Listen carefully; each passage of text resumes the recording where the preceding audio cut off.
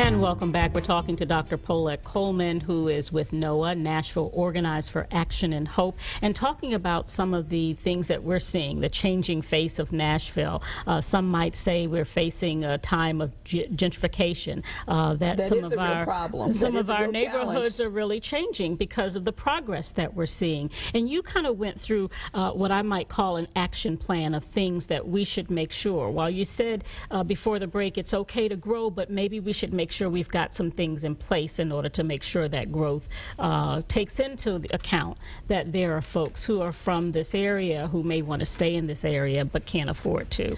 And one of the things we discovered in our research with NOAA and in our what we call one-on-ones, NOAA's philosophy is we organize people and we organize resources to yield power. And so power is very, very important organizationally to NOAA. And one of the things that we discovered in our one-on-ones was that people, fire people, some law enforcement people, service workers, healthcare people, were not able to afford to live in Nashville.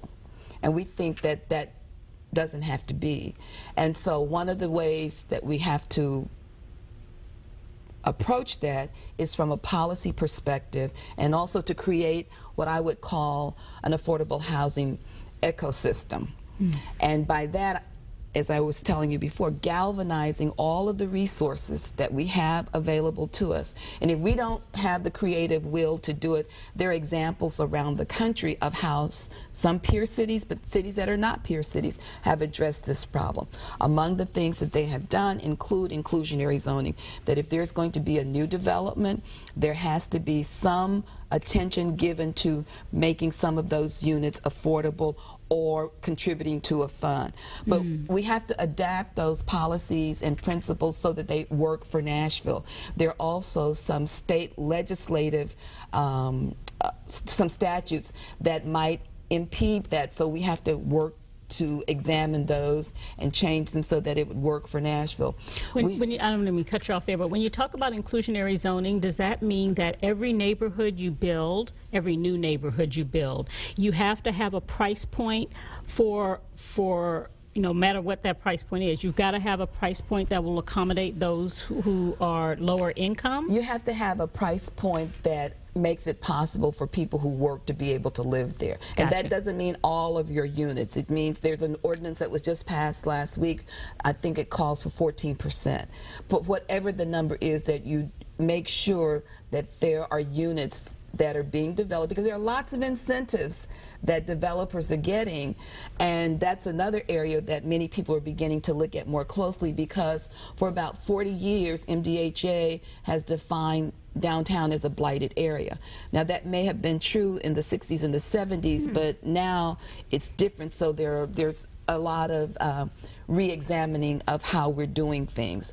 Not only inclusionary, we call it, and Jim Frazier has done a lot of research in this area that many people are using. It's called equitable development. Okay. In addition to that, we also are promoting and advocating recurring funding for the Barnes Housing Trust. Talk about that. The Barnes Housing Trust was established a few years back with $5 million from federal funds, and then the next year or so it got $300,000, and there's no system of recurring funding for that fund that would make affordable housing. There have been some affordable units built with that fund, and the National Housing Trust kind of is the entity that's primarily responsible for that, with others as well. But there is a real need for recurring funding for that because it is dedicated to affordable housing. Recently, we passed the council approved Airbnb taxes, so there is a desire and plan and work to make some of those funds available to the Barnes Housing Trust. But there are a lot of other things that we need to look at that might be possible for recurring sources of funding for that. Another area where there's a need for great work, there are some people who've been in houses for a long, long time. They may be elderly, they may be on fixed income, and they don't have the resources to do the repairs.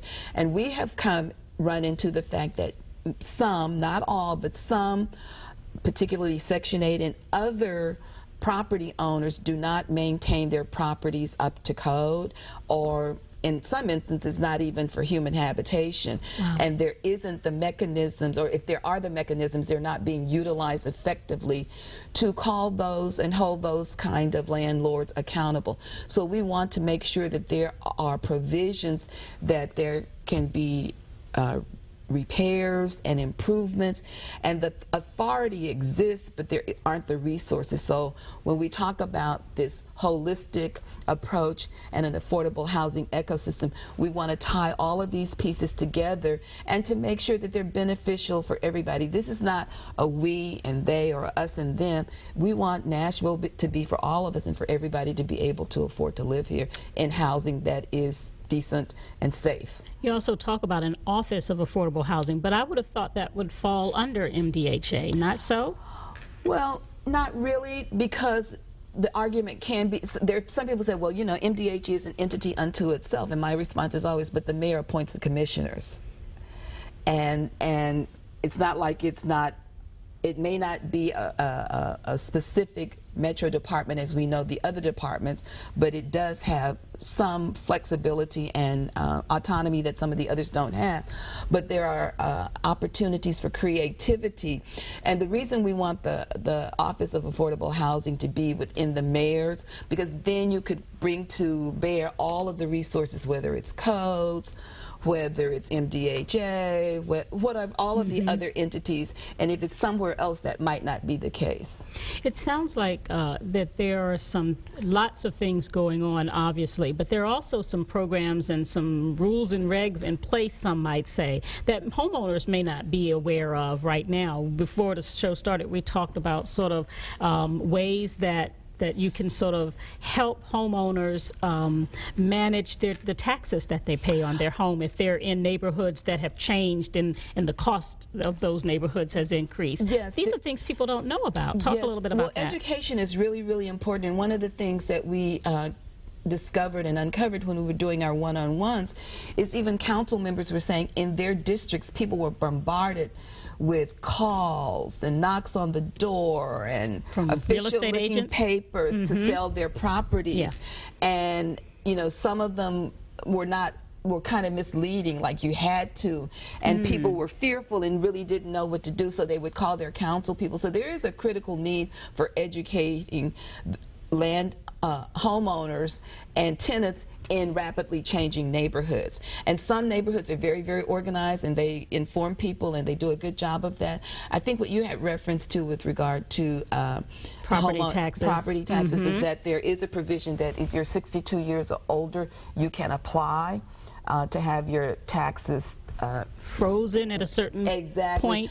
And I thought it was anybody who was 62, but there are also some income requirements that go along with that. And then there are those who say, well, it shouldn't just be 62, it should be for anybody. Yes, that's so I'm true. saying there's a lot of discussion, and the good thing is the climate is right, and they're ripe, and there are various organizations, not only NOAA, but The Voice, and groups that do tremendous jobs in renovating and upgrading nonprofits at no cost to residents, etc. So we need to galvanize all of that creative energy to have impact. We have to have impact, and we have to be able to measure the impact and the difference that we're making in terms of addressing the affordable housing problem. And that's a great point to kind of wrap up on, Dr. Coleman. So what should people do? How can they get started with getting this knowledge, getting the education that they need in order to be able to make the right decisions for themselves? Well, I think many communities, as I said, have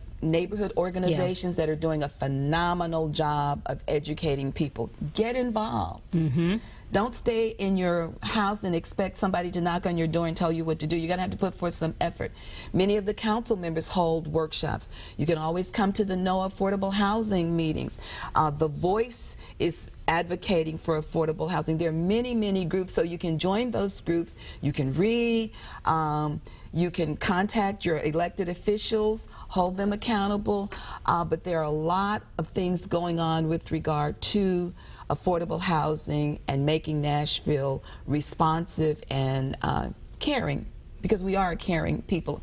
Our nickname as the volunteer state says that, so we just have to be, as I said before, intentional and creative and strategic about it. Since you're representing NOAA, I want to make sure we get your contact information on there. So people wanting to know more about NOAA, what's the website address? It's www.noaa.org. And of course, you would ask me the phone number, and I'm forgetting it at the moment. That's okay. Well, but okay. we can we'll get you to get the website. That to you. Yes. Yeah. And we're also on Facebook and Twitter. Okay.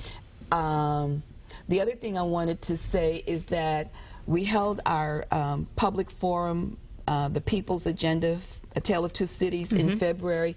And the aftermath of that is we are now holding what we're calling cluster community meetings for council-managed districts. Okay. The next one is this Thursday, the 28th.